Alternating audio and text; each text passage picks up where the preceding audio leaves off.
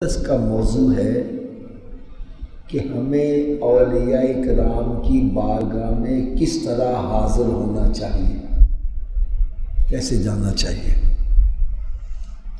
اگر ہمیں یہ مقصود ہے کہ اولیاء کرام کی بارگاہ میں ہم حاضری دیں اور وہ ہم سے خوش ہو جائیں، راضی ہو جائیں، تو وہ طریقہ کون سا ہے؟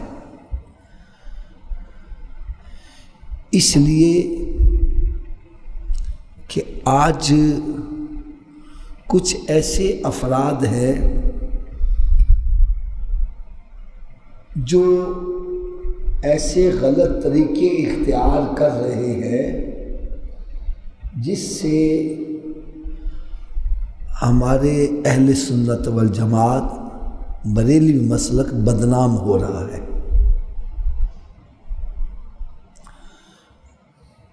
رات گلبرگ میں ایک جگہ محفل تھی اور اولیاء کرام کی شان میں انہوں نے یہ سلسلہ رکھا ہوا تھا۔ تو جب دعا کا وقت آیا نا تو ایک بہت بڑی چادر وہ لے کر آ گئے۔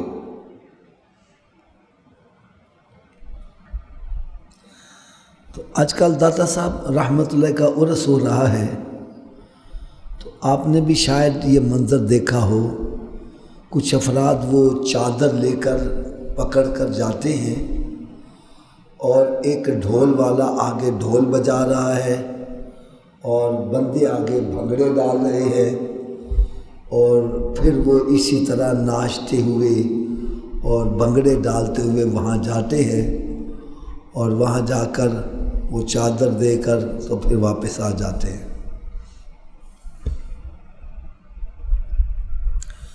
اسی طریقے سے کئی ایسے مزارات ہیں، وہ ہم پر ساری رات ڈھول ہی بجتا رہتا ہے، بھنگڑے ڈال رہے ہیں اور پھر تالیاں مار رہے ہیں۔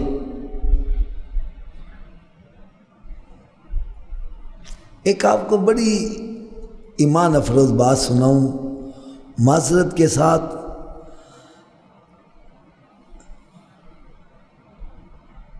ایک جگہ نہ کوئی ایسی تھی جہاں پر رات ساری ڈھول بجتا رہا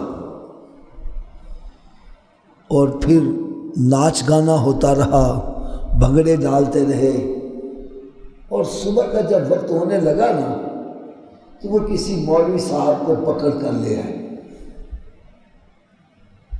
اور کہنے لگے مولوی صاحب ذرا دعائے خیر کرو، اصحال ثواب کرو۔ اب مولوی صاحب اصحال ثواب کیا کرتے ہیں؟ کہنے لگے یا اللہ، یہ ساری رات جو بھنگڑا ڈالا ہے اس کا ثواب، ساری رات جو ڈھول بجائے ہیں اس کا ثواب، ساری رات جو تاڑیاں ماری ہیں اس کا ثواب ان بزرگوں کو پہنچے۔ سارے بندے حیران ہو گئے، حضرت جی اے تسی کی دعا کی تھی؟ فرمایا جو کچھ تم نے کیا ہے اسی کو اصحال ثواب کرنا ہے نا۔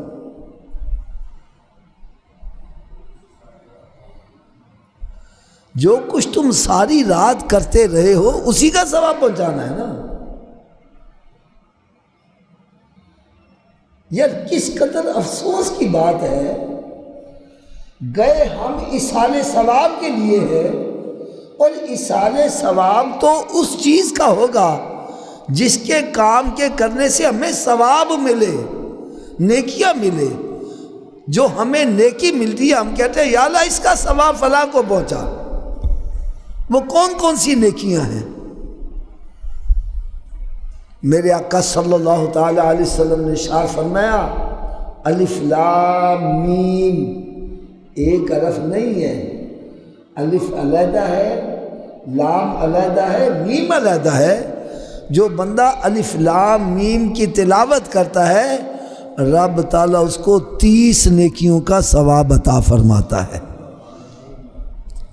میرے آقا صلی اللہ علیہ وسلم نے ارشاد فرمایا سورہ اخلاص تہائی قرآن ہے، 1/3۔ جو بندہ 3 مرتبہ سورہ اخلاص پڑھتا ہے رب تعالیٰ اس کو پورا قرآن پڑھنے کا ثواب عطا فرماتا ہے۔ ہم وہاں پر جائیں، قرآن پاک کی تلاوت کریں، درود پاک پڑھیں، ذکر اذکار کریں۔ طریقہ کار کیا ہے؟ جب بلکہ آپ نے اگر چادر بھی لے کر جانی ہے تو ڈھول بجانے کی بجائے، بھنگڑے ڈالنے کی بجائے باوضو ہو کر جاؤ اور درود و سلام پڑھتے ہوئے جاؤ، قرآن پاک کی تلاوت کرتے ہوئے جاؤ۔ وہاں تک پہنچنے میں جتنا درود پڑھا گیا ہے، جتنا قرآن پڑھا گیا، اس کا ایصال ثواب کرو۔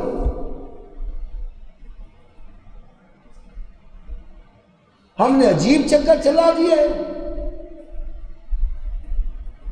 بھنگڑے ڈالتے ہوئے جا رہے ہیں اور شور شرابہ کرتے ہوئے جا رہے ہیں، اور حقیقت میں یہ بدنامی کا باعث بن رہا ہے۔ بھنگڑے ڈالنے کا ثواب تھوڑی ملے گا تمہیں، ڈھول بجانے کا ثواب تھوڑی ملے گا۔ یہ تو آلات مزامیر ہیں۔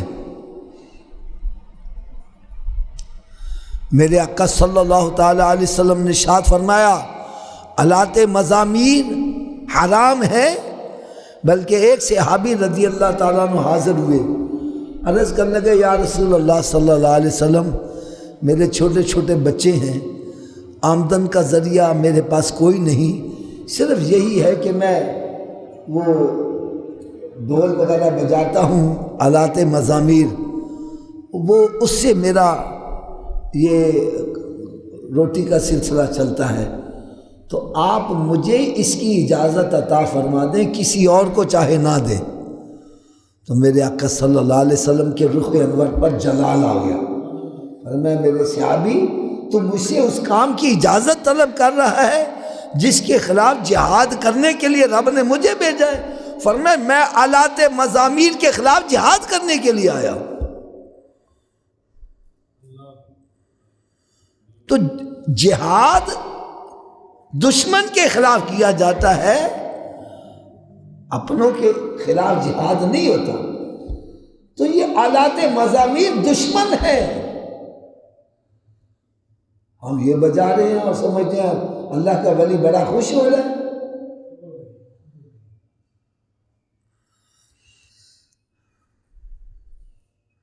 وہاں حاضری کا طریقہ کار یہ ہے، بندہ وہاں جائے، جا کر نوافل پڑھے اور پھر قرآن مجید کی تلاوت کرے جتنا ممکن ہو سکے، درود و سلام پڑھے، ذکر اذکار کرے، اور پھر دعا مانگے کہ اے مالک مولا جو کچھ میں نے نیکیاں کی ہیں تیری بارگاہ میں پیش کرتا ہوں، تو شرف قبولیت کا درجہ عطا فرما، اور تو نے جو مجھے ثواب عطا کیا ہے میں اپنی طرف سے تیرے پیارے حبیب حضرت محمد مصطفیٰ صلی اللہ علیہ وسلم کی بارگاہ میں ہدیتاً تحفتاً پیش کرتا ہوں۔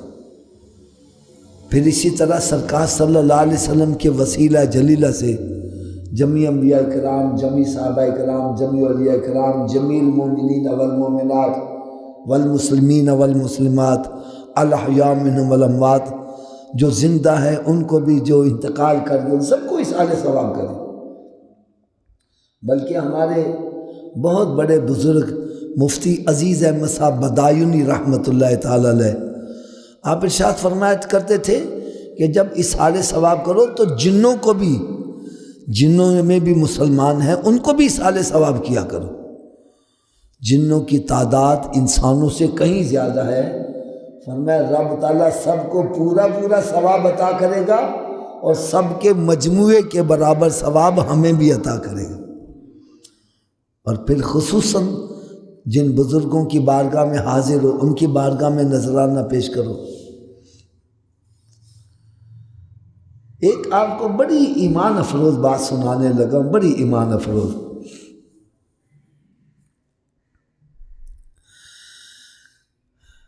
ایک بندہ کسی بادشاہ کے پاس جاتا ہے۔ کس کے پاس جاتا ہے؟ اور جاتی مرتبہ 2 کلو سیب، یوں سمجھو 100 روپے کے 2 کلو سیب لے جاتا ہے، اور جا کر بادشاہ سے کہے کہ بھئی میں تیرے لیے یہ سیب لایا ہوں، تو ہو سکتا ہے بادشاہ ناراض ہو جائے، غصے میں آئے کہ میں کہ تیرے سیبوں کا بھوکا بیٹھا ہوں، میرے پاس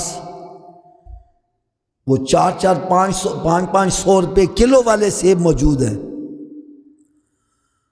ہو سکتا ہے وہ ناراض ہو جائے، اور اگر آپ یہ کہیں بادشاہ سلامت میں تیرے لیے تحفہ لے کر آیا ہوں، کیا لے کر آیا ہوں، تو تحفے کو رد نہیں کیا جاتا، تحفہ قبول کر لیا جاتا ہے۔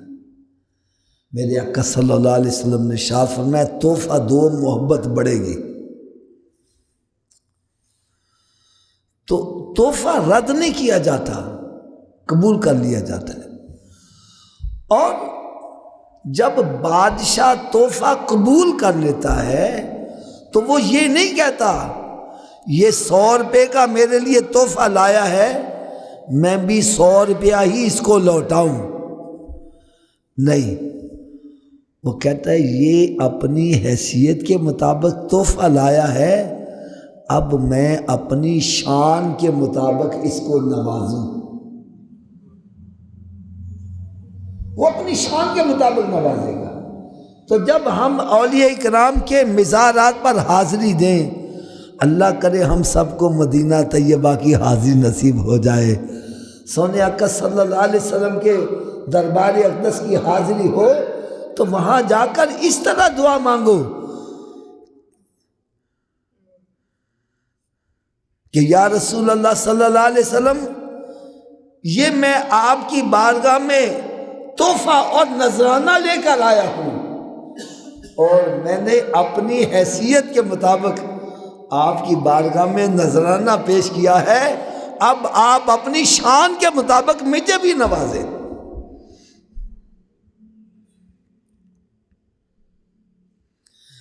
میں کہتا ہوں یہ الفاظ ادا کر کے دیکھو، پھر آپ اس کو محسوس ہوگا جیسے میرے اوپر کرم نوازی ہو رہی ہے۔ حضور داتا گنج رحمت اللہ کی بارگاہ میں حاضری دیں، اور جو قرآن پاک ذکر اذکار آپ نے کیا جس کے کرنے سے ثواب ملتا ہے، یہ ان کی بارگاہ میں پیش کرو کہ میں یہ نیکیوں کا تحفہ آپ کی بارگاہ میں لے کر حاضر ہوا ہوں، میرا تحفہ قبول فرمائیں اور اپنی شان کے مطابق مجھے بھی نوازیں۔ اور دوسری آج ایک جو بڑی اہم بات آپ کو بتلانی ہے، اللہ کرے یہ بات بھی میری دل میں اتر جائے۔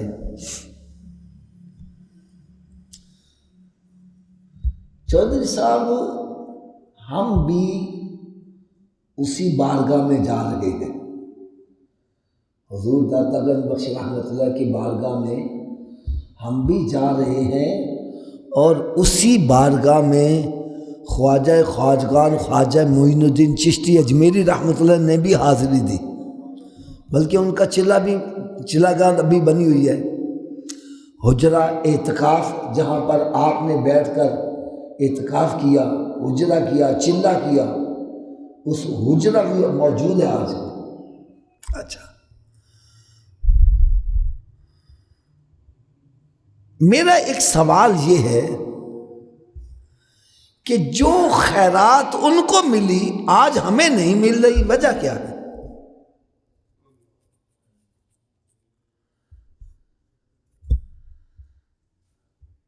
خواجہ معین الدین چشتی اجمیری رحمۃ اللہ تعالی علیہ کو کتنی خیرات ملی. ایک مرد کلندر نے اٹھ کر جا کے 90 لاکھ غیر مسلموں کو کلمہ پڑھا دیا. یہ شان ہے خدمت گاروں کی، سردار کا عالم کیا ہوگا. یہ وہی ہستی ہیں جنہوں نے چلا کیا ہے. پھر ان کو یہاں مزار پر انوار سے کیا ملا؟ ان کی زبان سے نکلا گنج بخش فیض عالم، مظہر نور خدا، ناکسارا پیر کامل، کاملارا رہنما. فرماتے ہیں یہاں پر تھوڑا تھوڑا نہیں، یہاں تو خزانے لٹائے جا رہے ہیں، خزانے لٹائے جا رہے ہیں.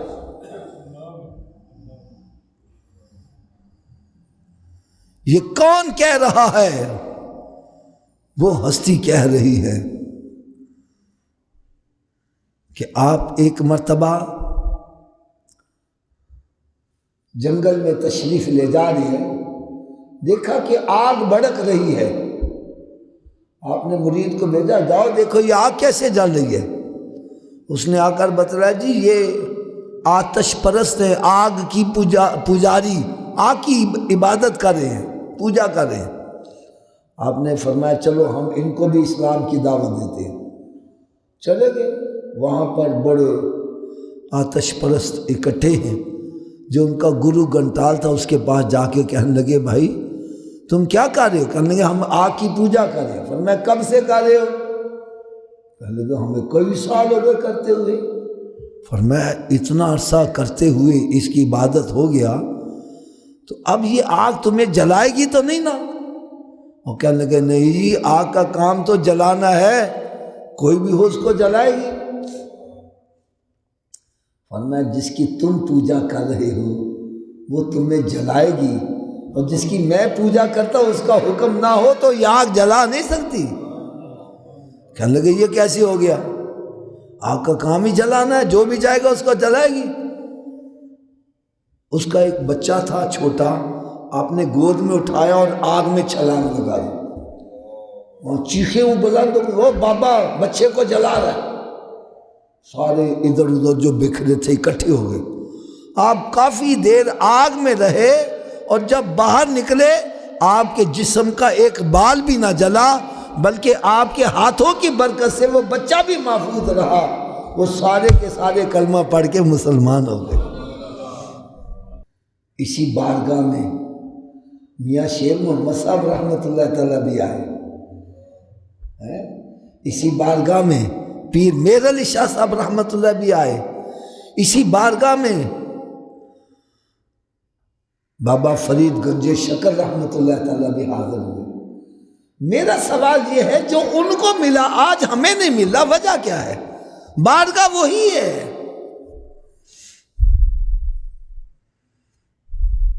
دینے والا تبدیل نہیں ہوا. آج ہمیں وہ چیزیں کیوں نہیں مل رہی؟ تو اس کا جواب میں اتنا عرض کروں گا کہ بھائی جو مانگو گے وہی ملے گا نا. ہم وہاں جا کے مانگتے کیا ہے؟ کوئی کہتا جی میں نے بیٹا مل جائے، کوئی کہتا ہے بیٹی مل جائے، کوئی کہتا ہے مجھے مکان مل جائے، کوئی کہتا ہے جناب مجھے میرے پتر نو نوکری مل جائے، کوئی کہتا ہے میرا مقدمہ ختم ہو جائے. یار ہم وہاں مانگتے ہی دنیا کی چیزیں ہیں تو دنیا کی چیزیں ہی ملیں گی نا. اور اللہ کے ولی وہاں مانگتے ہیں تو آخرت کی دولت مانگتے ہیں. یار کبھی ہم نے وہاں جا کر یہ دعا مانگی ہے کہ ہمیں 5 وقت نماز پڑھنے کی توفیق مل جائے، ہمیں تہجد پڑھنے کی توفیق مل جائے؟ کبھی ہم نے یہ جا کے دعا مانگی ہو مجھے رونے والی آنکھ مل جائے؟ کبھی جا کے یہ دعا مانگی ہو کہ داتا حضور مجھے وہ زبان میں تاثیر عطا کر دے، میں جس سے کہوں وہ نمازی بن جایا کرے، وہ عاشق رسول بن جایا کرے؟ ہم نے کبھی مانگا ہی نہیں ہے. ہم جا کے مانگتے ہی دنیاوی چیزیں ہیں. تو as you sow shall you reap, جو بیجو گے وہی کاٹو گے نا.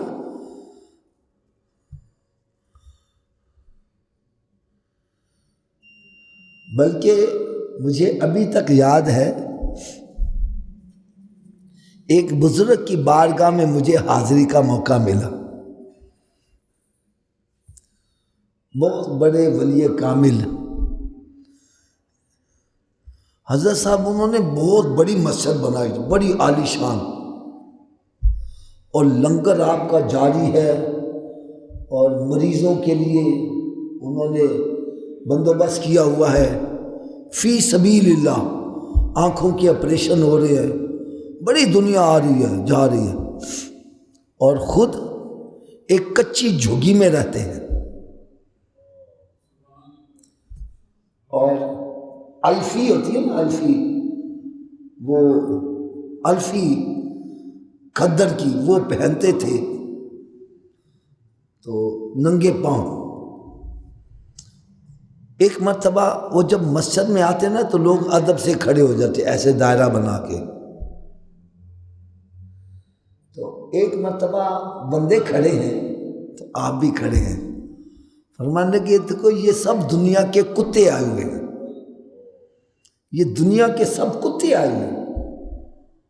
میں بڑا حیران ہوں، میں نے کہا یار انہوں نے یہ کیا کہہ دیا؟ فرمانے لگے ہاں صحیح کہہ رہا ہوں، ان میں جو بھی آیا ہے، کوئی کہتا ہے مجھے نوکری مل جائے، کوئی کہتا ہے میرے اولاد ہو جائے، کوئی کہتا ہے کہ جناب میرا مقدمہ ختم ہو جائے. ان میں کوئی ایک بندہ بھی اس نیت سے نہیں آیا کہ میرا تعلق میرے رب سے جوڑ دیا جائے. ارے اولیاء کرام کا اصل کام ہی یہ ہے کہ بندے کا تعلق رب تعالیٰ سے جوڑ دیا جائے. سب سے بڑے پیر میرے آقا صلی اللہ علیہ وسلم کی ذات اقدس ہے، پیارے آقا حضرت محمد مصطفیٰ صلی اللہ علیہ وسلم.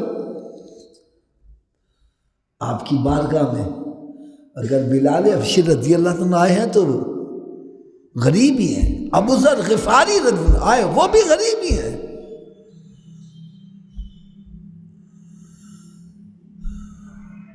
آپ نے کیا کیا ہے؟ ان کا تعلق رب تعالیٰ سے جوڑ دیا ہے. یاد رکھو، غربت آ جائے تب بھی ایمان خطرے میں ہے، دولت آ جائے تب بھی ایمان خطرے میں ہے. ارے اللہ کے نبی کا کام کیا ہے، اولیاء کرام کا کام کیا ہے؟ بندے کا ایمان مضبوط کر دے، اس کا تعلق رب سے جوڑ دیا جائے. اب غمی آئے، خوشی آئے، وہ تنگ دستی آئے، خوشحالی آئے، بندے کا ایمان سلامت رہے گا، اس کی دنیا بھی سمجھ جائے گی، آخرت بھی سمجھ. آج ہم یہ تو مانگتے ہی نہیں ہیں. یار کبھی ہم نے داتا حضور جا کر یہ عرض کیا ہو، داتا حضور میرے اوپر بھی وہ نگاہ ڈالیں جو خواجہ معین الدین چشتی اجمیری رحمت اللہ پر ڈالی تھی، مجھے بھی وہ خیرات عطا کرے جو بابا فرید گنج شکر کو عطا کی تھی، مجھے بھی وہ خیرات عطا کرے جو پیر مہر علی شاہ صاحب کو عطا کی تھی. ہم وہاں جا کے مانگتے ہی دنیا کی چیزیں، تو جو مانگو گے وہی کچھ ہی ملے گا نا. مجھے تو یقین جانو ایک بات پر بڑا دکھ ہوتا ہے. ایک بندے سے میں نے کہا یار تو چہرے تے داڑھی سجا لے، داڑھی رکھ لے. مجھے کہنے لگا حافظ جی میں عمرے تے جاواں گا نا تے اتھوں داڑھی رکھ کے آواں گا.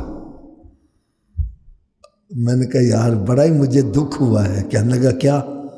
میں نے کہا اتنی بڑی بارگاہ سے داڑھی لینے کے لیے جانا ہے؟ ارے داڑھی تو تیرے پاس ہے، اس کو چھوڑ دو گے خود ہی آ جائے گی. ارے اتنی بڑی بڑی بارگاہ میں اگر جانا ہے تو وہاں وہ چیز مانگو جو تیرے بس میں نہیں ہے.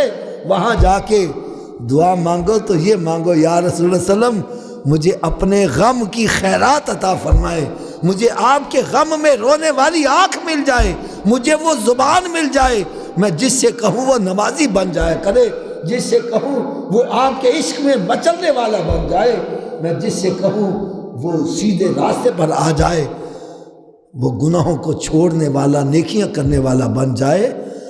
ہم نے کبھی وہاں مانگا ہی نہیں ہے، جاتے ہیں تو دنیا کی باتیں.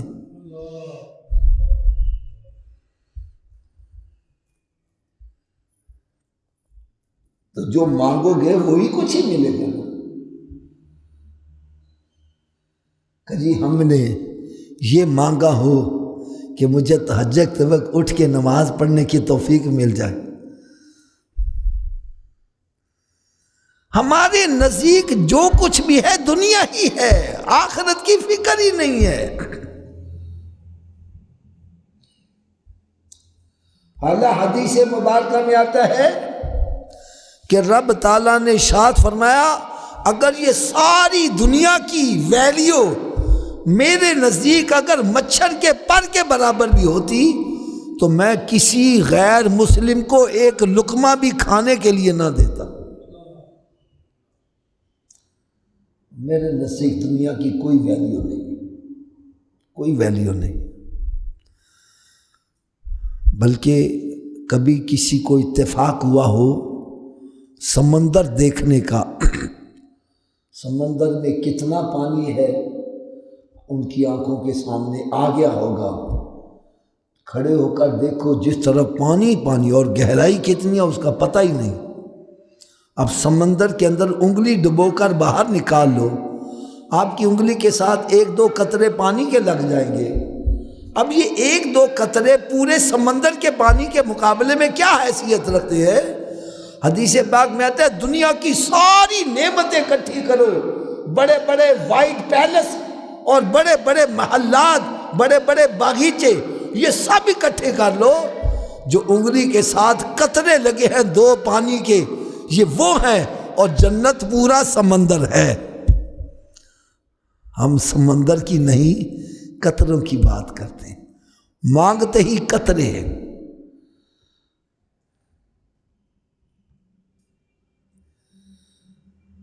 حدیث مبارکہ میں آتا ہے، اس کا میں مفہوم سمجھانے کے لیے ایک مثال دے دیتا ہوں.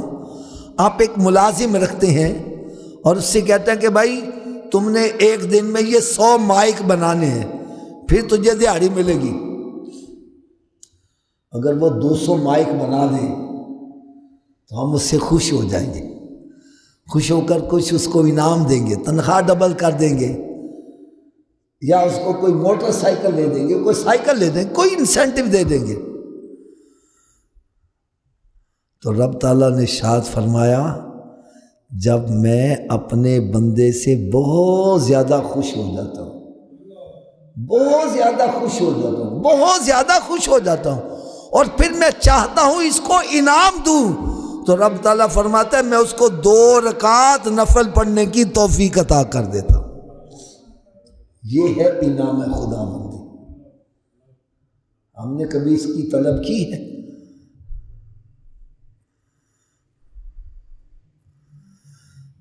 آج آپ کو ایک بڑی پیاری حدیث اور سناؤں تاکہ مزید ایمان مضبوط ہو جائے. حدیث مبارکہ کا مفہوم ہے کہ حضرت مولا علی شیر خدا رضی اللہ تعالیٰ عنہ ایک مرتبہ گھر میں حاضر ہوتے ہیں اور اپنی بیوی صاحبہ سے، خاتون جنت حضرت سیدہ فاطمہ الزہرا رضی اللہ تعالیٰ عنہ،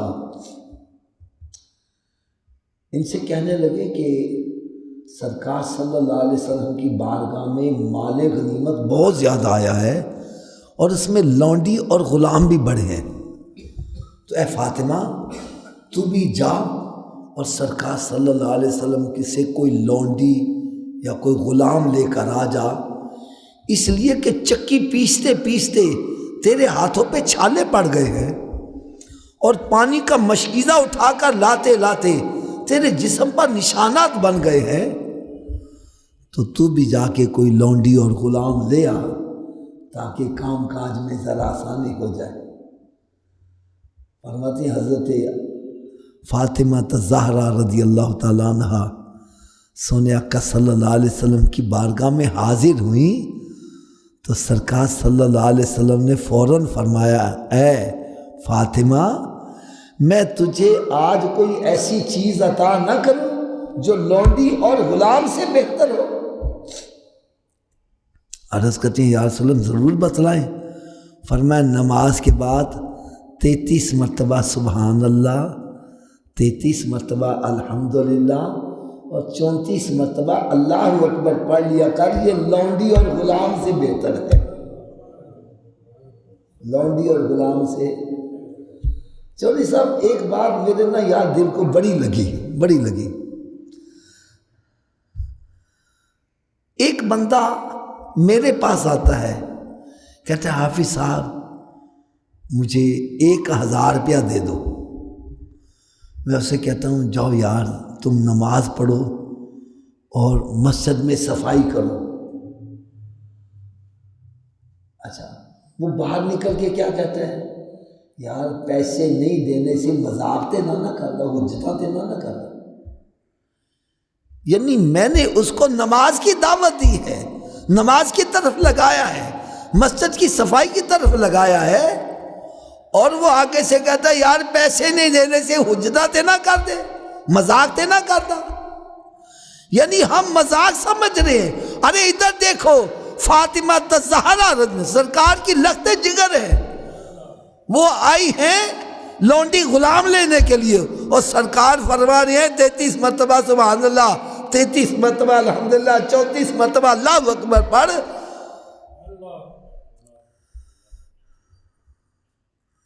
یہ لونڈی اور غلام سے بہتر ہے۔ کیوں بہتر ہے؟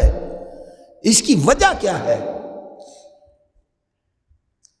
اس کی وجہ یہ ہے آپ کے پاس 100 غلام ہوں، آپ کے پاس بینک بیلنس ہے، کروڑوں اربوں روپے ہیں، آپ کے پاس مکان آتا ہے، محلات ہیں، زمینیں ہیں، کئی مربوں کے آپ مالک ہیں، مر گئے تو یہ ساتھ نہیں جائیں گے، اور ایک مرتبہ جو سبحان اللہ کہا ہے وہ قبر میں بھی ساتھ جائے گا، حشر میں بھی ساتھ جائے گا۔ یہ ہے اصل دولت۔ آج ہم نے اس اصل دولت کو چھوڑ دیا ہے، دنیا کے پیچھے بھاگ رہے ہیں، دنیا آ جائے، دنیا آ جائے، دنیا آ جائے۔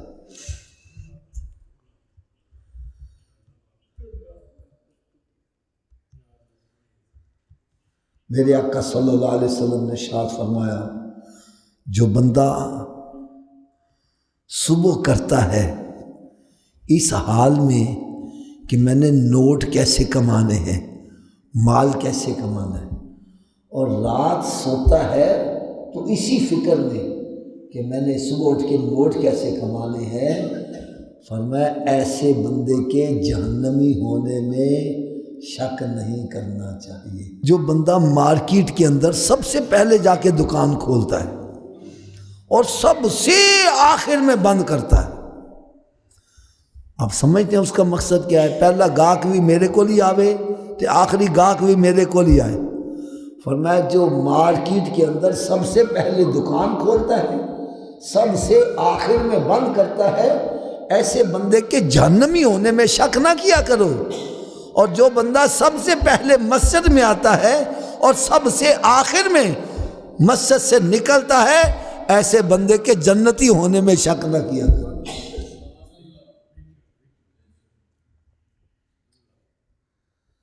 آج ہم اس اصل دولت کی طرف ہماری توجہ ہی نہیں ہے، ہم دنیا کے چکروں میں لگے ہوئے، دنیا کے پیچھے بھاگ رہے ہیں۔